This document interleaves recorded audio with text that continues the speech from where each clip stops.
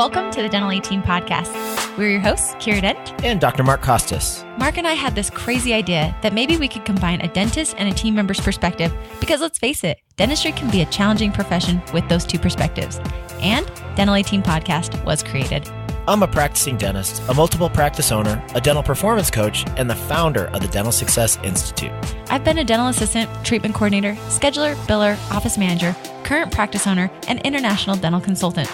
Mark and I don't just understand you, we are you. Our goal is to positively impact the world of dentistry by sharing our lessons learned from the road in hundreds of dental offices. Two perspectives, one mission, to help dental professionals reach their full potential. Welcome to the Dental 18 podcast.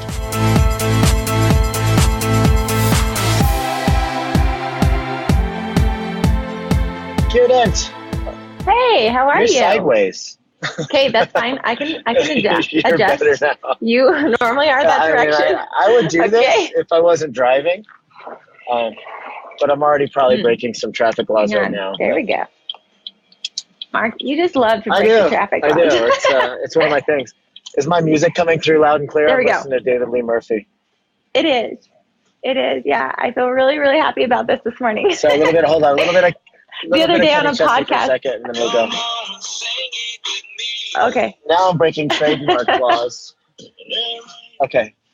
Facebook's super strict about that. Okay. You're not allowed to play any background music or anything during your Facebook Lives or any videos. So no. I just broke 3 traffic laws and a trademark law and Facebook law.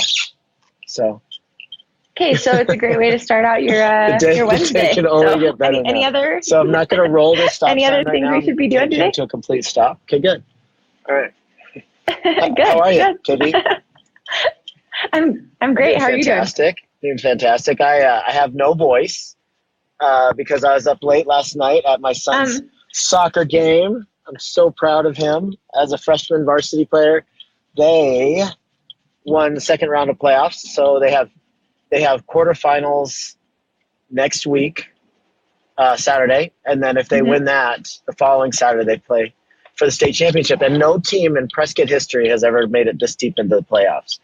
And wow, and him that's as a awesome. freshman, starting freshman, I'm just so proud of him. He scored a goal in the first round, so it's awesome stuff. That's awesome. It does feel so good. It feels really good. How about you? What do you got going on today? I have to give him high fives. Doing this with you this morning, got some calls. We're just finishing up the prep for the event for Saturday. So that's my big focus today. And then I'm actually doing a CE course because, I signed up for it almost a year ago and didn't do it. So that's my day today. It's going to be I've got a lot of things to do. So it always feels good when I'm home and can do it. Your education with today? I wanted to do, I really wanted to get more familiar with HIPAA and OSHA compliance. I feel like I have the general ideas of it, but I wanted to just dive into the current to make sure when I go into offices, I can see those things more clearly for them. So keeping myself up on that. And then I keep telling doctors when they go to sleep apnea, that's the next big thing I want to learn more about. So that way I can be even a better resource for offices. So tell me about this. Tell me about HIPAA and OSHA and that stuff. What does it take to become a certified teacher for that? I always wondered because it didn't seem to me like I have no idea. It's interesting because our rep, dental supply rep does it for us every year. I won't even mention the company. And he just basically has a binder and he reads out of the binder for 4 hours. I mean, it can't be that hard to get certified to deliver that information.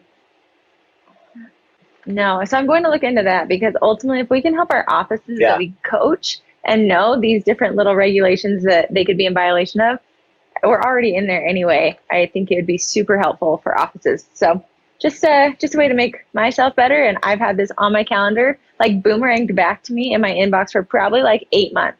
So, hey, Charlotte. Bilchi. Charlotte's saying hi to us today. I love her. So anyway, that's today. Okay, so tell me just a little bit about the course on Saturday that we're going to be meeting to teach.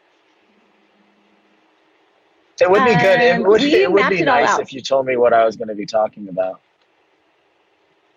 I do have a Mark section, but ultimately I know that Bryce is speaking as well. Bryce is speaking. He's playing. He's not speaking. That's all my life is. No, I'll be an Indy. Okay. Wow. I feel we gotta at least FaceTime during some of Bryce's game. I think we should put that up for everyone to watch and like cheer on. So, but Mark's what you're going to be talking about is, we want at the beginning, we're going to have the treatment coordinators and all the people there learn a little bit about themselves, similar to what we did in case acceptance. But then we're going to do this super fun activity where you're going to figure out exactly what your assumptions are based on who you are as a person. And we're going to do a quick flash quiz of different things to help people see like initially what your assumptions are and what you think of people. Because that's just part of who you naturally are. And if you can clue into what you naturally do, then you can see what ways to differentiate when you're treatment planning. But then Mark, I really want you to, I have a part that actually says Mark on there of, I want to know as a doctor, how you have to overcome those assumption biases when you go into treatment plan. Because I know that they exist for doctors, just like they do for treatment coordinators. I do it all the time in life in general. You know, I have my built-in assumptions about people based on, that guy, Mark Bowden, that evolutionary psychologist, he tells us that you make an assumption about somebody within 1 second of seeing them. And I make assumptions about people all the time. I do my best not to be judgy and stuff, but it's just kind of an evolutionary process that's built into our brains. It's a survival mechanism. And we're categorizing people as either friend, enemy, indifferent, or potential mate, like within the first second. So overcoming those biases and like what we, I guess, assume about people before we've even talked to them or met them. We clearly don't know anything about people at first impression, but we do make those snap judgments. And I've learned, because I live in a rural community. 3 of our offices are what I would consider a relatively rural part. I've learned that, people are in ag, people are in farming, and people that come in overalls and muddy boots a lot have a ton of money. Right. And not that we want to exploit them or anything, but it's just an example of like assuming that somebody that's dressed like a farmer can't afford an implant or an all-on-4. You have to kind of get over those assumptions. But yeah, assumptions about yourself too. So I'm excited I'm excited to dig in. I can't wait, because I love, we can talk from a treatment coordinator or an office manager's perspective, but I wanted, in this moment with you, Mark, at the event, I wanted people to see that when you're the one presenting money, you're not the only one having to overcome these biases. You're not the only one having these assumptions that you're dealing with. Every person on the team has this, even our doctor who just diagnosed this treatment is having to overcome that. So if they've already overcome it once, you as a treatment coordinator can also overcome it. And so just really playing that back and forth. But then it gets even wilder, and I can't wait, because I love to do these things. They just make me happy, because we'll go over some quick 101s of dentistry, 101s of insurance, 101 of dentistry basics. We have several pages. I think I counted last night when I was reviewing 4 pages of actual verbiage to explain different procedures. We actually had it typed up, written, so you can take that home. We have a ton of tangibles we're sending, so much so that I think Staples might fire me today when we're printing. We just have a lot, and I can't wait. But after that, my favorite part is we're actually going to assign people different, we're going to throw them cards of life events and who they are. We're making them take on different identities and then role play treatment plans with these different identities of who they are. To think of well, if I know this person's a teacher making $30,000 and they just had a baby and they also have student loans, and I have a $10,000 treatment plan, and you won't know what treatment plan's coming. We have 10 different treatment plans of different kinds: insurance, no insurance, met deductibles, not met deductibles. So all different things. And we're going to make you guys pair up and have different life events thrown at you. And then just when you think it's fine, we're going to throw another life event that you find out from them, and how to overcome all these emotional biases that we have that tend to derail us on our treatment planning. And not to say that we're not human, but really to work beyond all those emotional biases that we have and assumptions we project, and get people just zoned in on how to do this continually, day after day after day. I love that. So that's in a nutshell. Yeah, you're really good at putting these events together that are super interactive but practical as well. When we did at the scheduling one that you hosted, that you were nice enough to have me speak at, when we were working on the X's and slashes and taking these blocks and trying to put them together so that a schedule made sense without overwhelming the doctor and maximizing production, that was a really cool practical exercise. I like these scenarios that you're coming up with, because I mean, that's life. If you're going to go to a treatment planning seminar and they're going to give you one script and you're going to practice that script over and over again, irregardless of what the situation is with that particular patient, and not taking our innate biases into account, that's not a practical course. So well done. That's cool. I really like your your angle. Yeah. I think it'll be fun. Cool. Thanks. I just want people to take home who they were at the beginning of the course, and then we're going to redo the assumption thing at the end of the course, like the same type of thing, and see how their assumptions have changed throughout an 8-hour course. Because I think when you can take something tangible like that home, you then can remember, oh yeah, like this is who I am just at the core.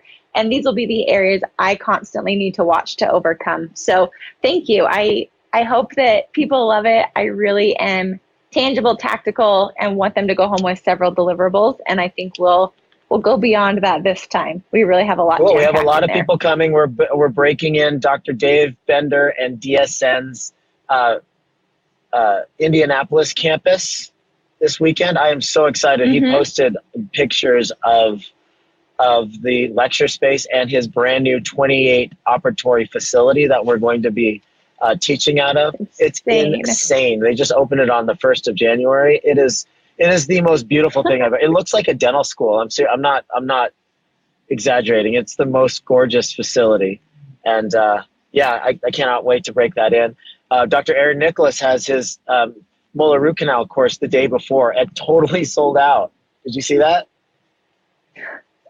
I did see that. Of course it should. That is one of the best ways to increase your skills as a doctor, and Aaron does it so easily, so simply. I think it's fantastic. So, okay, not so subtle segue into something that I wanted to talk to you about, something that you were working on in an office, and it involves olives.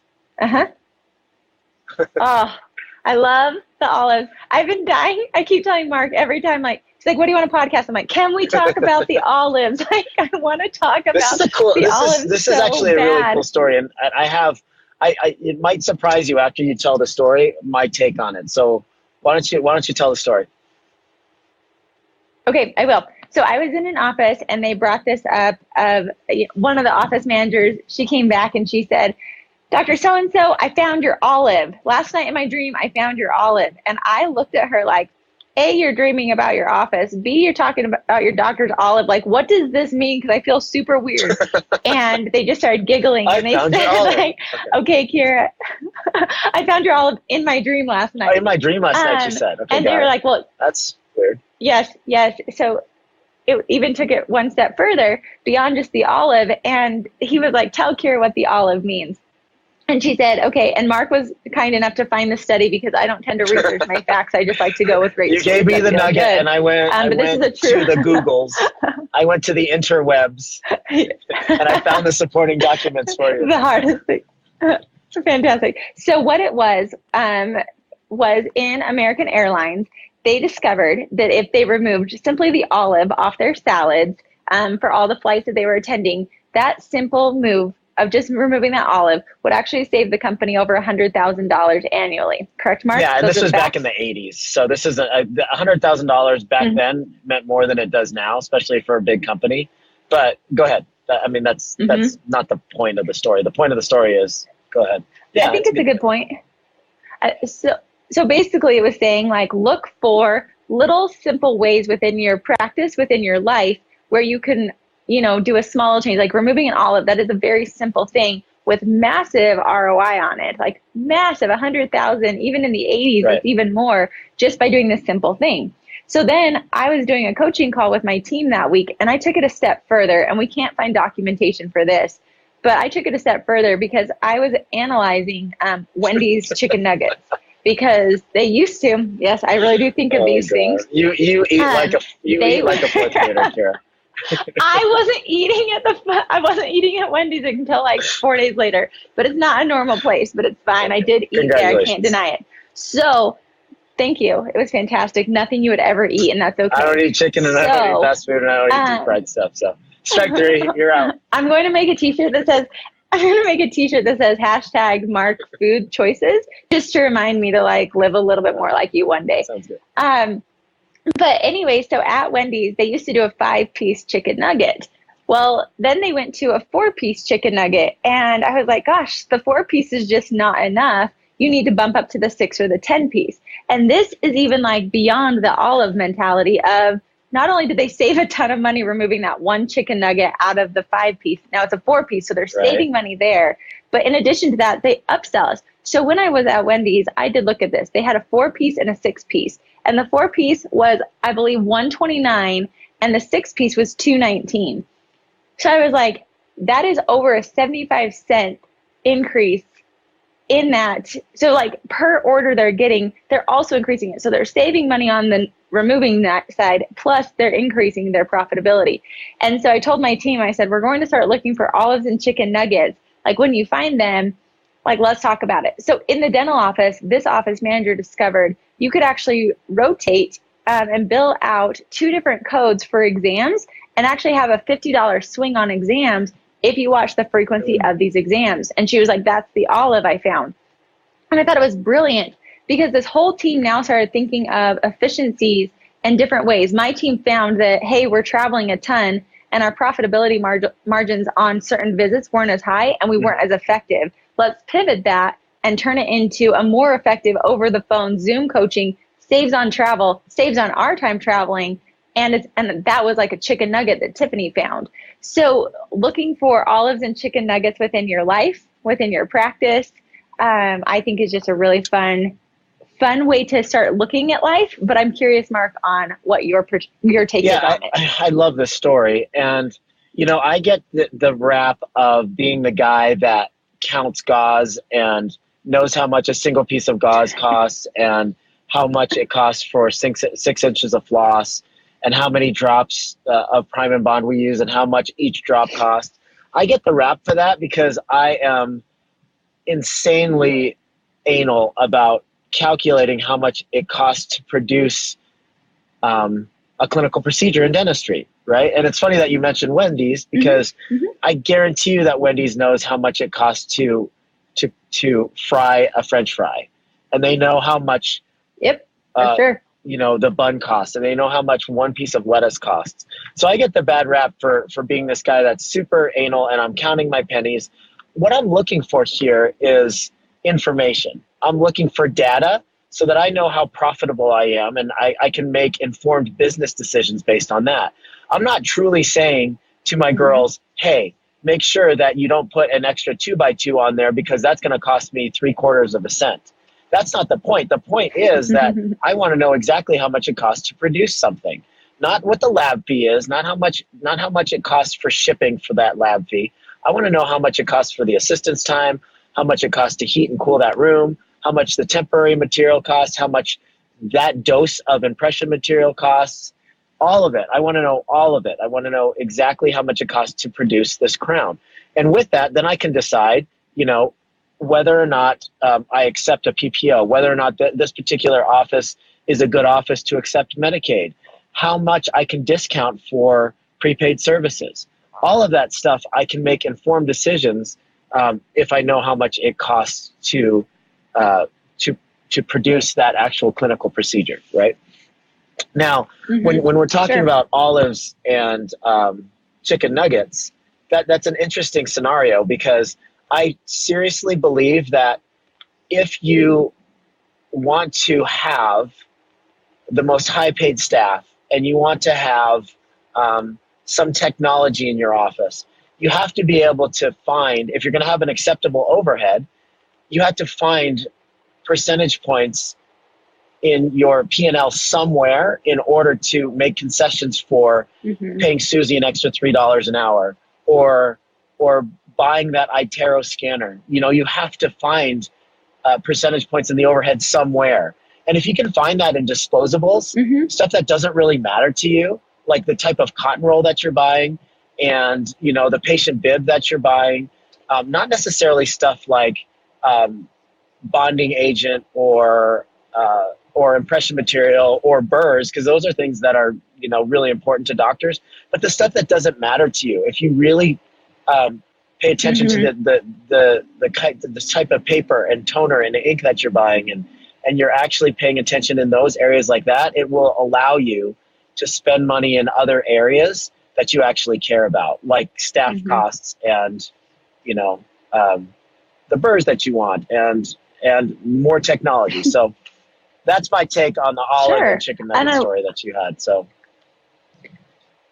well, I love it because I also think it's one of those things that I feel you coach so well on to all of our offices is when you start watching your numbers and you start seeing the areas that you could eliminate or change or fine tune that don't really make an impact, that's when you start to become more profitable without working harder. And I think that actually is a chicken nugget right there because you're figuring out where you can save, but also it's making you more profitable, which then, like you said, allows you to invest in CE, which makes you more profitable, allows you to invest in better team members, which makes you more profitable, and you feel good doing it.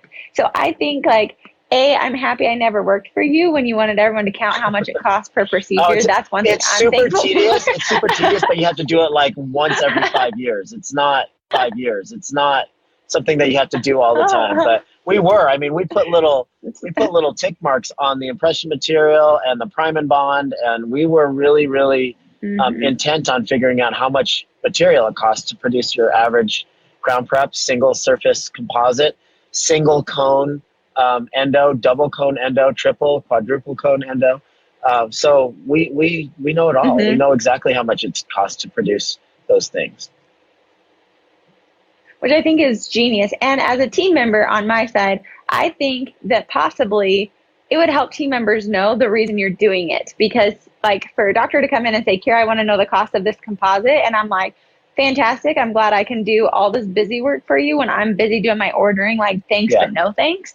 But when they can see, hey, this is actually how we're going to be able to reduce our overhead, which then means we can pay our team more. We want to bonus you, but you have to follow through with that. I hate doctors that hang that carrot, make me do all this extra work, and then I never see the benefits of it.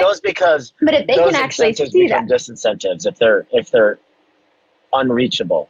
And then another thing, I know you have 3 more minutes left until your next call, but another thing to consider is that if you're constantly dangling that carrot, like you said, and it's based on production and collections only, without taking overhead into account, I've seen hundreds of times where people are incentivizing people when there's actually negative profit for the actual practice and the practice owner. So you gotta work that overhead number into the incentive program some way so that there's checks and balances, and we're making sure that we're not overspending, we're not carrying too much inventory. So it goes back to the olive and chicken nugget theme there, Kiera. But I love it because in the office I was in yesterday, they had impression trays literally stuck in 7 different drawers. And when we pulled it all together, kind of like Marie Kondo with her just watched her for the first mentality. Time. So go watch. Oh, so good. My sock drawer gives me so much joy. It sparks joy in my life. My suitcase sparks joy. Folding pants has never been a thing I enjoyed. And I feel bad when I don't fold it the way she showed me because it does. I'm actually not down with the way that I do the roll with the socks. I don't do the triple fold with the socks, but that's a story for another time. I did a roll before, but I tried the whole fold. It's beautiful right now. So anyway, try it out, Mark. Send yourself outside your normal comfort zone. Try a new way. There's magic out there, sparking joy. But the point was when you pull it all together at this office, that is a huge chicken nugget. That was a huge olive that this team could find just by bringing their supplies. So a couple of ideas that I wanted to give on olives and chicken nuggets that you could be looking for in your practice are, A, if you don't know your numbers, like Mark says, know your numbers. Know what your payroll is. Know what your overhead is, because if you don't know that, it's real hard to find olives and chicken nuggets, and you're probably just gold mining when it's not necessary. The second thing is look at your supplies. Supplies tend to be the easiest spot to find them. And then I loved the idea of looking at frequencies and being super intentional on frequencies and making sure what you're billing, you're maximizing what not. I get weirded out when people like bill for every single tiny thing like oral cancer screening and this and this and this to try to be more profitable. That makes me feel a little weird. But what I am saying is when you're doing exams anyway, are you following the frequency codes of exams that you could utilize for this? Are you following certain frequency codes or having your patients pay out of pocket when it's not there and you're super comfortable talking about it? Those are fantastic olives and chicken nuggets that you can find very easily.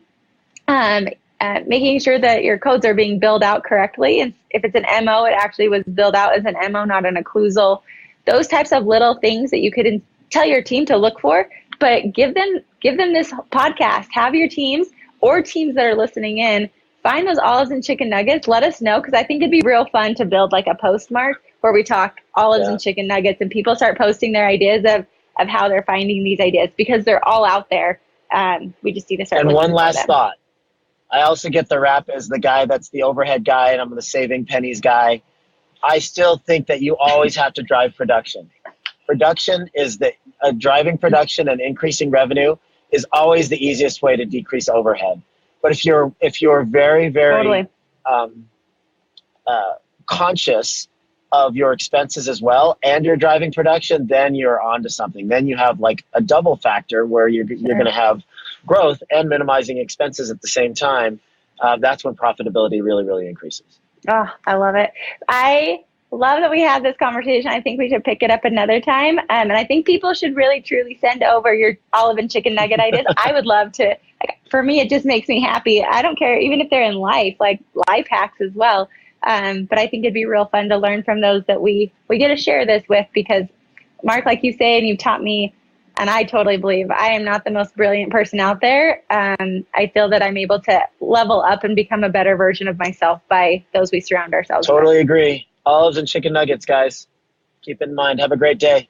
Olives and chicken nuggets. Bye, Mark. Have a fantastic day. And that wraps it up for another episode of the Dental A Team podcast. Thank you so much for listening, and we'll talk to you next time.